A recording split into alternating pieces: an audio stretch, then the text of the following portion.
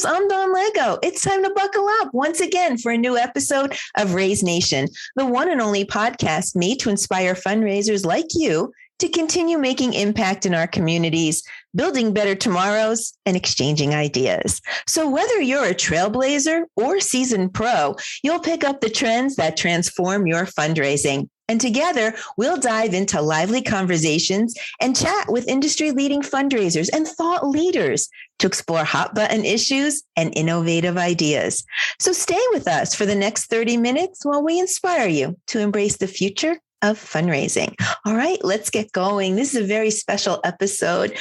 Today, I have multiple guests from the same organization. I'm super excited to welcome them.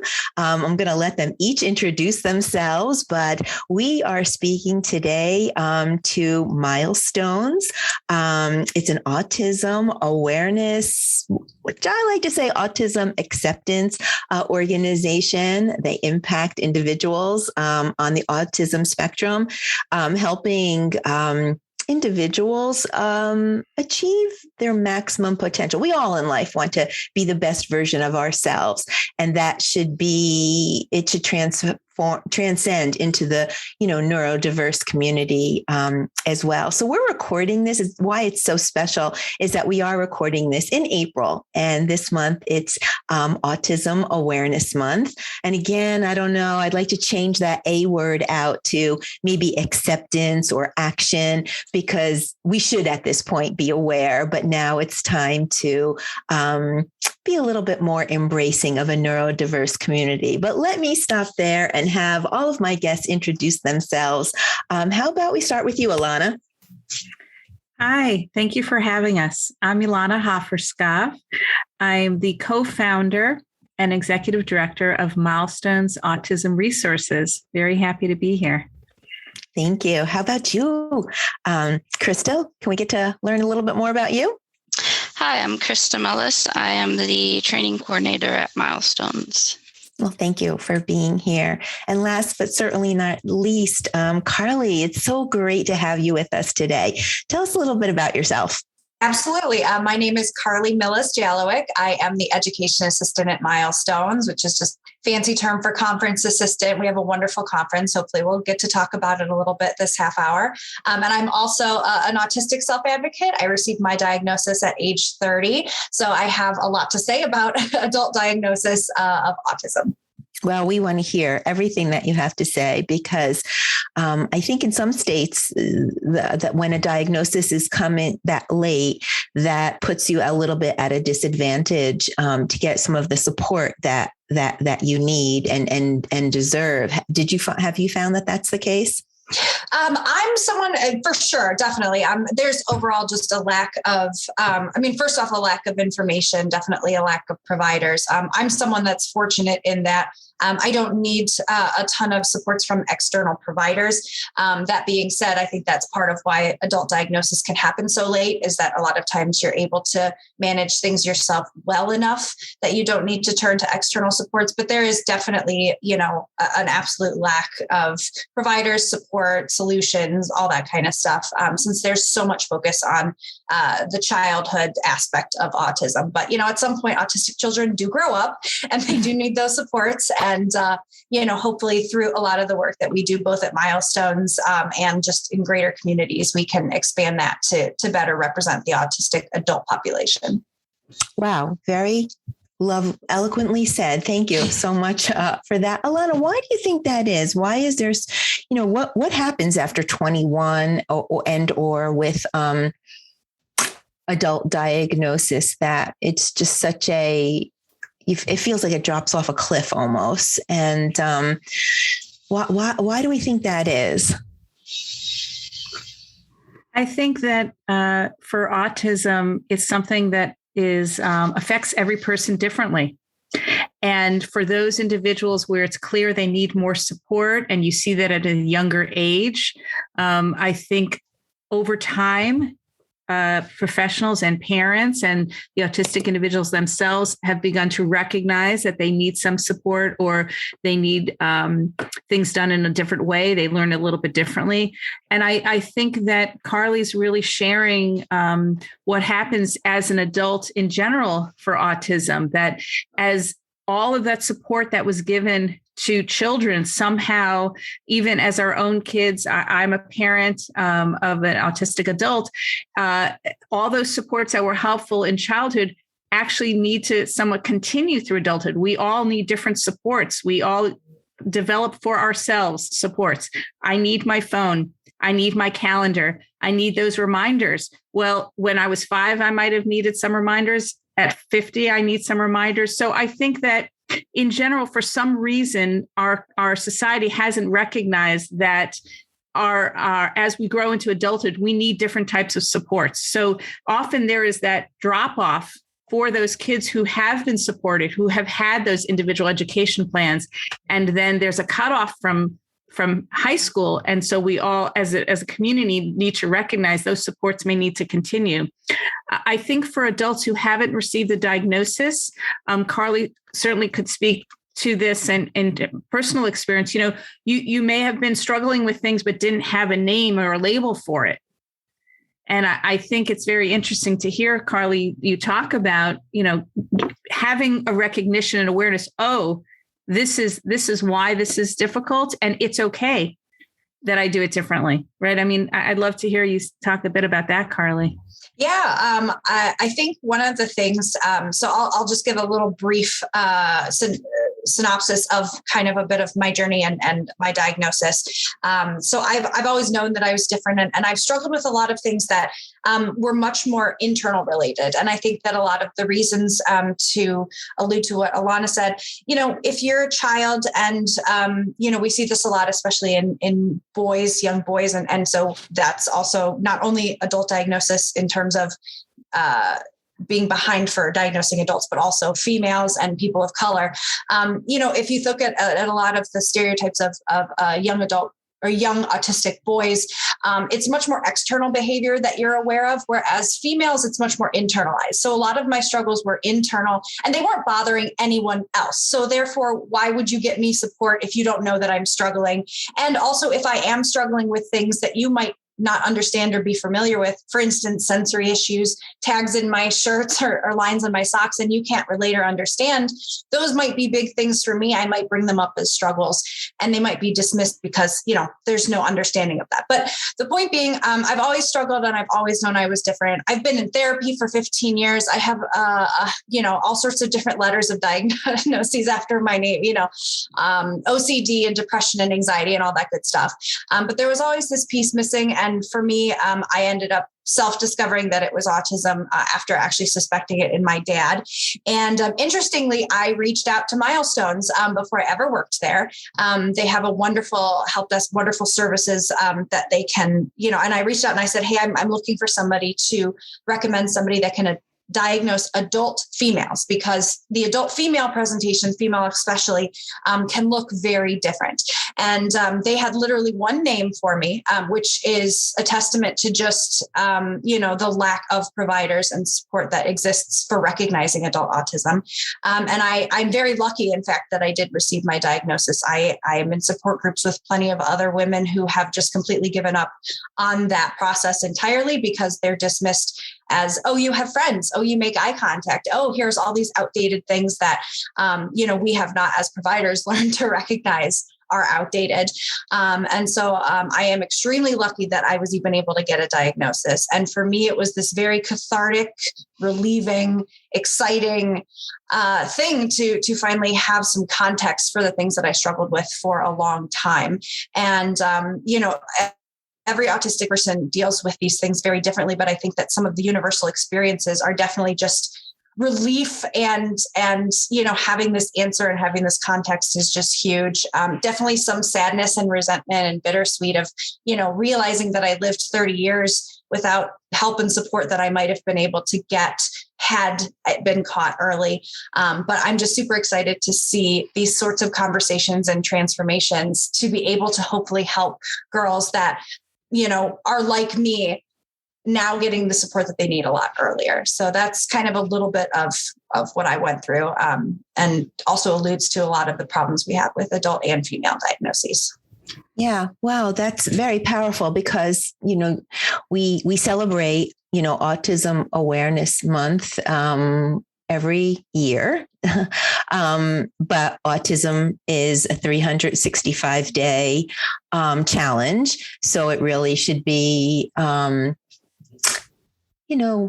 don't know. I think mindsets perhaps a little bit changing, as far as our acceptance. You would think awareness would be behind us right now, but I'm listening to your story, Carly, and I'm like, wow, 30 years of maybe dismissing instead of awareness. And that really, really makes me sad because we've got the day, April 2nd, we've got the month, all of April, and we know better. We know it's a 365-day, challenge. So I'd like to think that we're progressing. Ilana, tell me a little bit more about Milestones. I'm hearing Carly's story. I know you have a tool that you call MAP, Milestone Autism Planning. Would have loved if Carly had that when she was 2 instead of 30. But how do you, how are you different? What is different about Milestones that helps individuals on the spectrum, just blossom to their fullest potential? Can you tell us a little bit about that?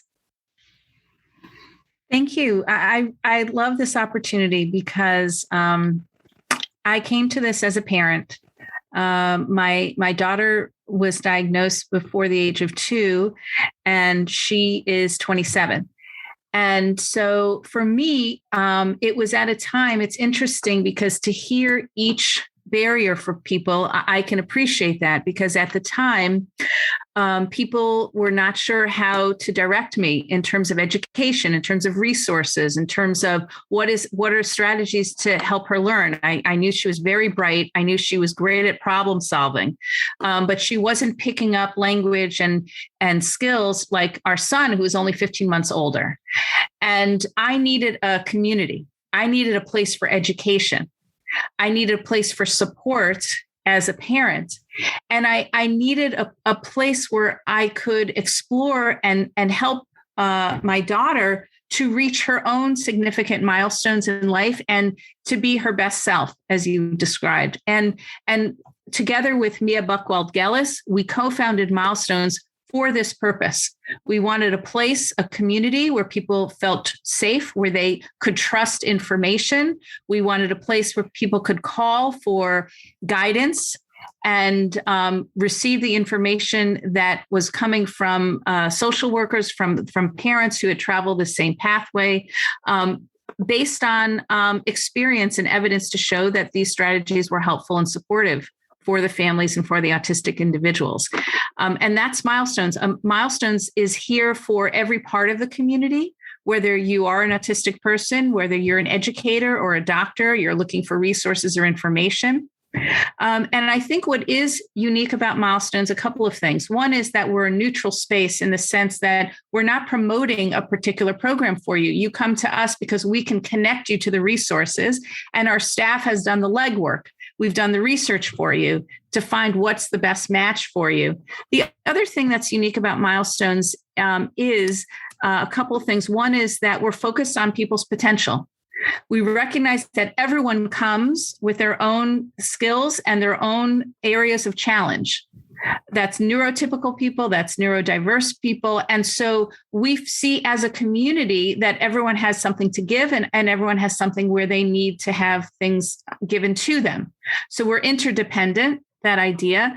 And over 20 years, we're now 20 years old. So over these 20 years, we ourselves have evolved. So by focusing. So you yourself are having a milestone. You're celebrating your 20th anniversary? Okay. And so if you're celebrating your 20th anniversary and your daughter's 20, now I don't proclaim to be good in math, but I guess you started this foundation around her 7th birthday or so. She was 7 or 8. Mm-hmm. Okay. Yeah, and exactly. And she was born probably 1995-ish.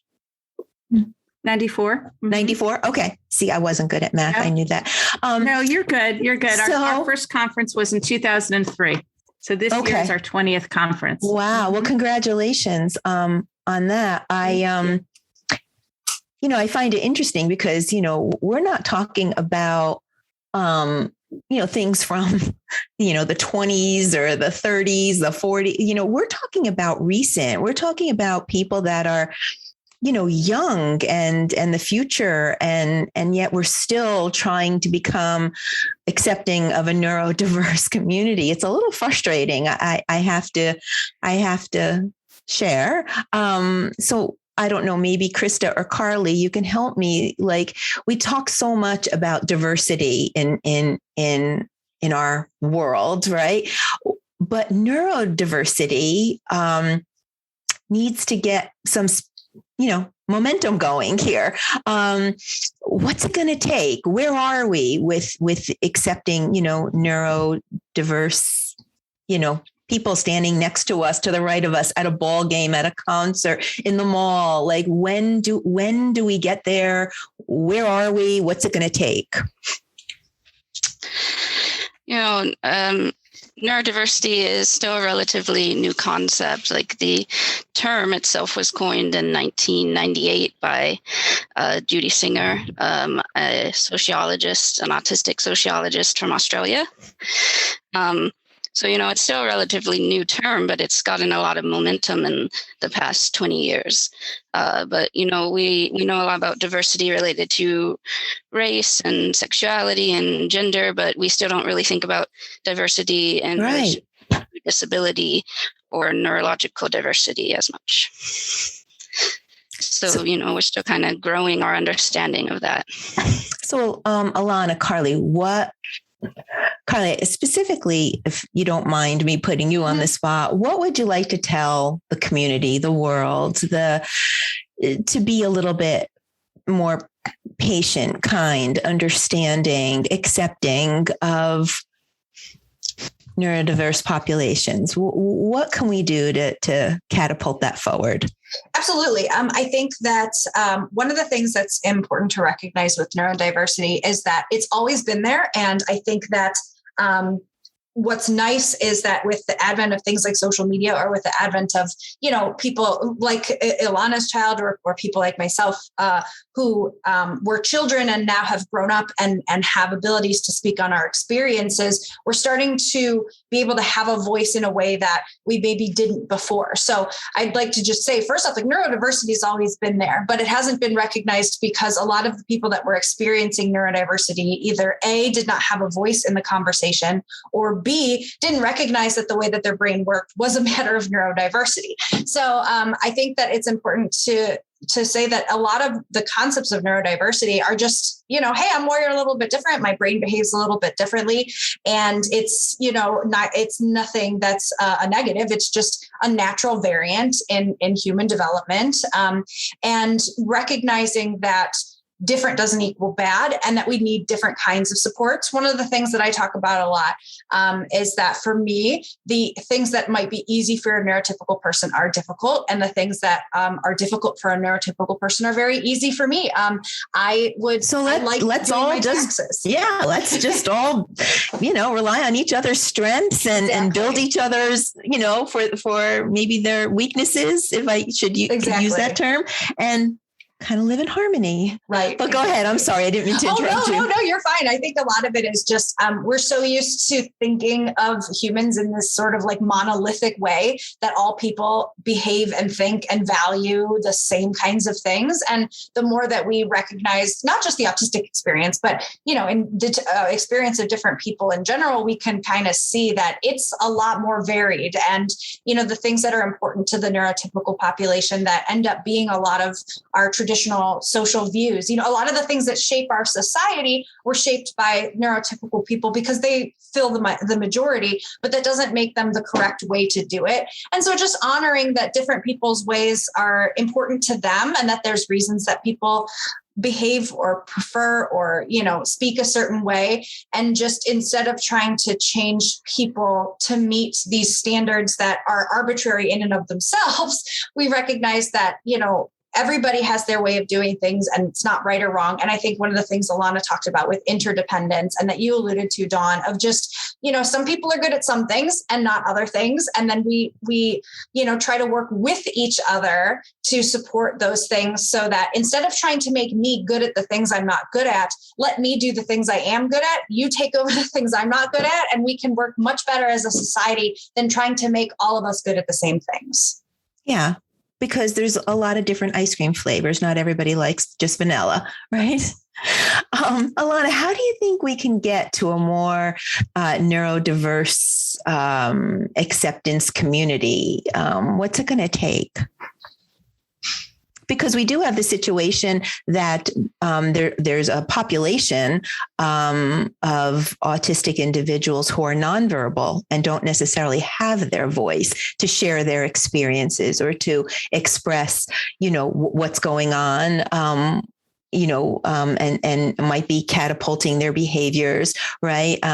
Carly is probably one of the best speakers I've ever heard. She's super eloquent and sharp and on the money, but not, just it is a spectrum for a reason. So we do have so many that are nonverbal.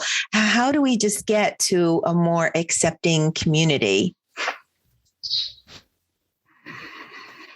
Anyone want to take that? I think, I think that it's important for us to have conversations like this, which would not have occurred 20 years ago, frankly.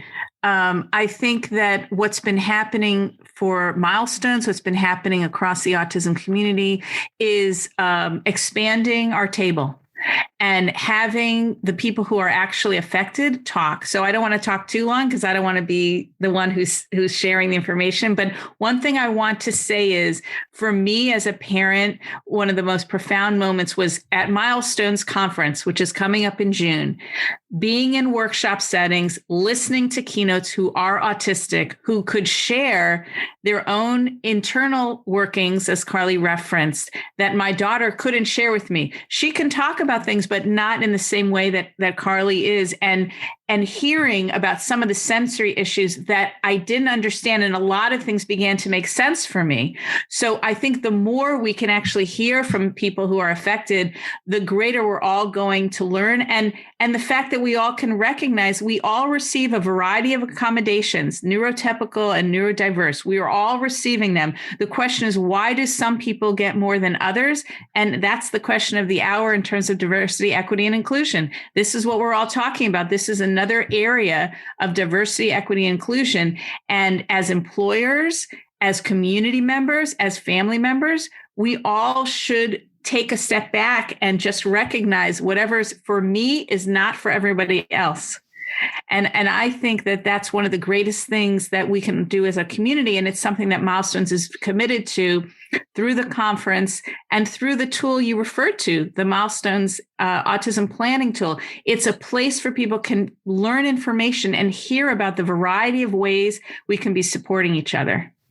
One of the things that I wanted to allude to, especially in response to nonverbal autistic people, because I think it's super important to represent their experiences. And that's why I think things like social media can be really powerful, because some people who are nonverbal are very good at writing their experiences down or sharing their experiences in different ways. And I feel that my privilege as a speaking autistic person is to also make sure that I highlight some of the things that I've seen from them. And it's not my job to speak for them, because that's also not my place, but just being able to use my platform and my privilege of being someone who can talk to you and say, here are some concerns that I have seen from them because they can't speak. And, and recognizing, also trying to find them where they are, meet them where they are. And a lot of that is with social media or just these different social groups that you can, reach out to them at. So I think it's super important and not discussed enough, the feedback of nonverbal, because there's this idea that we equate the amount of verbal communication with like intellect. And it's such a sad connection that people have made, because there are some brilliant nonverbal autistic people out there, they don't have to be autistic, that you miss out on because you assume that they're not competent because they can't talk to you. And it's just such a shame. So this idea of recognizing nonverbal autistic contributions is super important. And I think that's going to be some of the next steps that you see in trying to figure out how to honor them. And, but I also want to give the floor to Christa for a bit too, because I know that she has some of her own unique experiences that differ from mine that I think really can jump into this conversation as well. Yeah. I mean, so I'm also an autistic adult, and I was diagnosed also as an adult, but younger than Carly. I was diagnosed when I was 20 years old. So, it was also an interesting process for me. I was, diagnosed before that with social anxiety and OCD and all these things before I finally got my autism diagnosis. But it wasn't for lack of stereotypical autistic traits, because my mom always kind of noticed things about me, that I had trouble speaking, that I, walked on my toes, didn't make eye contact. They gave me like a developmental test when I was very little, and they said I couldn't recognize facial expressions. But I still didn't get diagnosed until adulthood because I was born a girl, and the model of autism that we have is very much based on, little boys. So, as Carly was talking about, awareness of how autism looks in different populations, and especially in women, is really important. Yeah, I think education is really the key, to understand and to be more accepting. I love what you're saying, Carly, about social media and that being used as a positive. But if you don't have the understanding of what this community is experiencing and the challenges, the strengths, the weaknesses, then social media might be the opposite of positive. So I want to talk about the conference and everything the conference is doing to educate people and to change those mindsets. But we're going to do that as soon as we come back from this commercial break. You all going to stay with me? I hope Ilana, Christa, and Carly, you can all stay with me for a few. Absolutely. Okay, we'll be back in a few.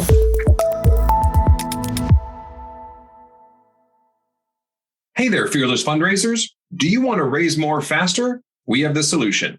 Choose Now by One Cause helps you reserve risk-free auction packages that are carefully curated for your fundraising. Did you know that travel is the #1 charity auction item? Choose Now Pack Later offers amazing, one-of-a-kind VIP travel experiences. And Choose Now Glam Later provides you with stunning jewelry and more. Perfect for opportunity drawings or giving trees. Choose Now by One Cause. Be sure to check it out on the partner section of onecause.com. All right, welcome back to Raise Nation Radio. We've been talking with Carla and Christy and Ilana from Milestones Autism Resources. And we were just talking about, being more accepting and understanding a neurodiverse mindset and education, right, for everyone. And I think that Milestones is doing a great job there, celebrating their 20th year anniversary, their own personal milestone, but also their annual conference, which is coming up very soon. We're recording this in April during Autism Awareness Month. But very shortly, April, May, 2 months, June, you have an annual conference. It's been running for a good number of years now, 17 years. Yeah, tell us all about the conference. I want to 20 years. Yeah, 20 years. Yeah. So this is one of my favorite topics. I am essentially the conference assistant. So I assist the conference director in all of the nitty-gritty preparations. And I say this with entire honesty. It is a fantastic conference. And I'm not just saying that because I work at Milestones. I mean, it is objective. Well, 20 years, you have to be doing something right. It's really, really excellent. One of the unique things about the conference, and I think that's really cool, is that it is a conference for professionals that serve autistic people. It is a conference for the family members of autistic people, and it is a conference for autistic individuals themselves. And so it's really this convener of the entire autism community in a way that you don't see a lot. And it really honors all the different aspects of it. This year we have like 80 sessions, I believe 120 speakers. We have some really, all sorts of topics from, I'm speaking on adult diagnosis. We have, criminal justice concerns. We have, employment concerns, language things. We have some really, really great sessions. And what's cool is that the conference itself is live on June 15th and 16th, but you can access all the sessions on demand through August 15th, and you can get CEU use in 12 disciplines. We have a really fantastic keynote this year, Eric Garcia. He's the author of the book, We're Not Broken, Changing the Autism Conversation. And we have 4 featured speakers as well. We have Paula Kluth, Maria Davis-Pierre, Peter Gerhardt, and Haley Moss. So we just have chock full of great information and great sessions. So I definitely encourage anyone, if you have even a remote connection or interest in any of it, definitely register milestones.org/register. It is just a really fantastic conference. Well, I'm so much really glad that we're recording this, because that just sounded like a conference commercial if I've ever heard one. I mean, after working on it for months and months, you kind of get it down. Wow. Ilana, anything to add there? Because you're doing a lot. I mean, I want to hear all about Milestones' impact on the communities, but not just the foundation that you're running, but also a conference. Those are almost 2 full-time jobs. How do you do it all? How do you bring this all to the communities? Well, we have an amazing staff of 18 people currently on our staff, and we can't do it without our staff, with our partners as a nonprofit. We have an amazing board, and we have volunteers in the community, and we have supporters and donors. And we're very grateful to be able to be on this program, especially because we are benefiting from One Cause. And we've worked with One Cause for our annual bowling event, for our raffles at our benefit. And especially during COVID, we've turned to One Cause, and the RAISE conference was very inspiring for us. And so we want to thank you. We're glad we're here because we can actually thank you for helping us. COVID was tough. COVID was very difficult, very difficult. And being able to use the peer-to-peer platform really helped increase our funding, which was critical, especially because we couldn't have in-person events. Yeah. I went through it with all of you. It was a very,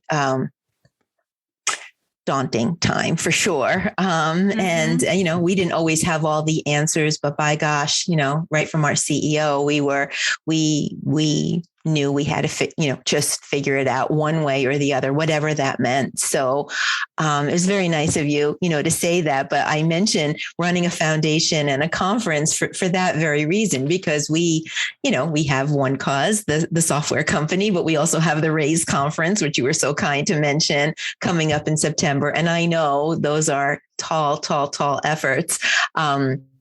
Because I live and breathe them on the marketing team, every day. So I appreciate everything that you're doing. Tell us a little bit more about the conference. Where did it all start? Why? And what are some of the stories that you can tell us from, the outcomes and stories that you can tell us from the conference?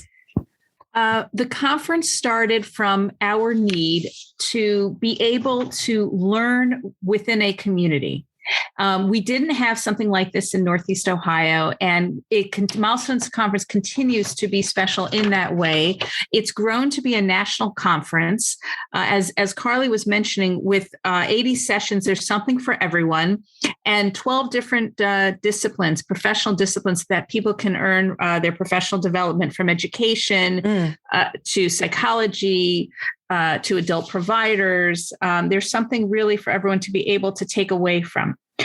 I think what's also very exciting, as we mentioned, there are autistic speakers, there are parents, there are siblings, there are physicians, there are therapists. Everyone is coming to share their own personal experience and to help others learn from that personal experience. A couple of things that come to mind when you're asking about the impact. I remember a nurse at a major hospital here in Cleveland coming to share with us that until she came to Milestones workshops and conference, she didn't realize the potential available for her daughter. She didn't think about college for her daughter. And I it just got the chills when you said that. Exactly. Yeah. Oh, yeah. I mean, to me, that's the gift of Milestones, that you can come and learn from others. And I personally have come to be learning from others, from other people who have older kids, that I've seen what they're able to achieve or things that they're working on. And I could dream for it for my own daughter. And that's what we're hoping to do for the next generation. And another example for us was a mom who came with her autistic child, who was a young adult, and came to the conference and was just so amazed with being in a support community, what her son was able to do, that he was able to go into the sessions, that he was able to go out to a quiet room if he needed to, that he was able to hear and find peers at the conference. So I think all of us are searching for that connection. Again, neurotypical and neurodiverse, and one can find that by coming to the Milestones conference. Okay, you've convinced me. How are we registering for this conference? We'll just go to milestones.org/register, or you could just go to milestones.org. We've got plenty of stuff on the conference on Carly, there, but directly Milestones. Carly, you are such a pleasure. You're like an audio billboard of some sort. You are just a built-in commercial. It's so I try. fun. Like I said, I do it day in and day out. So it's easy for me to kind of get in and tell people. It's a really great opportunity. And I think what's interesting is that, to kind of tie it all together, as someone who didn't receive her autism diagnosis until age 30, those first 30 years, people in my life, doctors that I saw, professionals that I saw, they didn't know they were serving an autistic person. And there's so much of our lives that we're interacting with autistic people that we don't even know it. They might not even know it. So this idea that, the conference is really for so many people because there's so much about autism that even the most educated people don't know. And there's a lot of autistic people in your life that you might not know about. So that's what's super important about so much about autism, awareness, appreciation, all of that good stuff is recognizing that it's a lot more prevalent than you might think, because there's people like me that are autistic that you'll have a conversation with and you'll never know. And recognizing and honoring those experiences is super important, because it's, where we're headed, and recognizing those differences. We really should just recognize and honor everyone, right? Regardless, race, religion, gender, neurotypical, neurodiverse, come on 100%. Now, folks, let's just get it together. Yeah. So I love how, I have a lot of A replacement words for awareness as well, right? Like I think it should be Autism Acceptance Month instead of Awareness Month, or Autism Action Month instead of awareness. But you all have another word, Appreciation Month. What does that mean? Christa, Ilana, what does that mean to you? Appreciation instead of awareness or action or some of the other words. So I'm going to partially quote another autistic person. It's actually from a young autistic teenager who was part of a mentor network, who said that awareness means he's there, and acceptance means you're glad to see him. And when we think about appreciation, I kind of add on to that. Appreciation means that you're inviting autistic people to the table, that you're not only glad they're there, but you're also appreciating the input that they can have. Oh, I think there's a mic drop right there. I think every living, breathing person has something to bring to the table, and we all need to listen and hear however they're communicating and appreciate those contributions. And you just said it best there, Christa. So I'm very proud of that statement. We all should take a moment to let that sink in. What do you think, Ilana? That was eloquent. I agree. And I think that it moves us along the continuum to recognize and appreciate everyone for who they are. Yeah. And what they bring to the table, but really just who they are. Yeah. That was very powerful. I really appreciate it. I can't believe it. We've actually just consumed 30 minutes just like that. But, it's a important topic. And I think the more, Ilana, you said it best, having conversations like this, having your conference, having, Milestones, autism resources, having wonderful self-advocates like Christa and Carly to be able to help us guide us, in these journeys so that the neurotypical we could bridge the gap with the neurodiverse, I think is very powerful. So I truly appreciate you all being on the show and just talking so candidly and from the heart. Carla and Christa, I really commend you for your bravery and your courage and being authentic and candid and letting us into your world so that maybe we could be a little bit better. So any last words of wisdom for the communities out there or anything further you want people to know? I guess I'll just say real quick that, always listen to the autistic voices. There's a lot, we have not been included in the conversation for most of the history of autism, sadly. And we now can be, and there's a lot of time to make up for.